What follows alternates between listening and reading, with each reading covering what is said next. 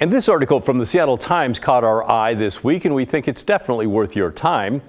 The headline, as Seattle Targets close, shoppers question if crime really is to blame.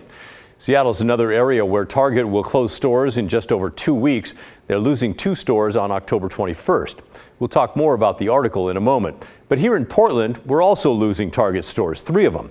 The Galleria store in downtown, the Hollywood store in Northeast, and the Powell Boulevard store in Southeast. Here's what the company has to say about that and why it's happening. We cannot continue operating these stores because theft and organized retail crime are threatening the safety of our team, guests, and contributing to unsustainable business performance. Now, each time we've touched on the closures here on the story, you've had plenty to say in our email inbox as well as in the comments section on our YouTube videos. For example, Mary wrote to us to say, "I don't have any official data to back up this observation, but I live not too far from the Hollywood Target and have been in there a number of times since they opened. I've always been struck by how few customers are in the store when I'm there. Really wonder if theft is the only reason why these stores are closing."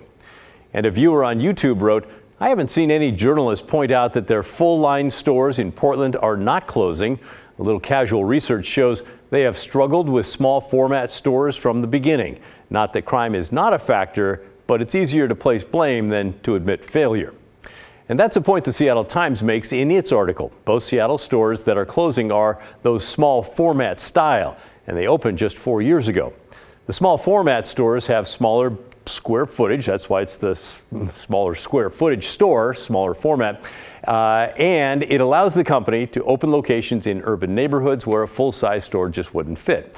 Now, the Seattle Times writes the idea was for Target to shore up its bottom line with these smaller, more profitable stores. And the company opened 29 small format stores in 2020 when its sales were soaring, more than $92 billion in sales that year, for example. That's a jump of 20% from 2019. But since then, things have definitely slowed down. In its most recent quarterly earnings in August, the company revenue was down almost 5% compared to the same quarter last year. And earlier this year, 4 small format stores closed in Philly, Minneapolis, and Washington, D.C. markets. The company did not blame crime and safety there, but performance issues.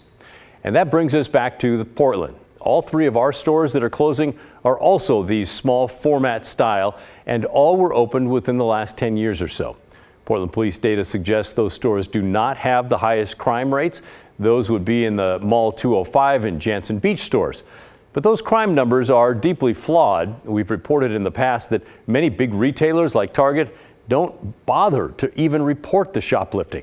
So the number we have from police likely showed just a fraction of the theft that actually is going on. But we've been told when it comes to small format stores, they simply cannot absorb the shoplifting losses because profit margins there are too thin.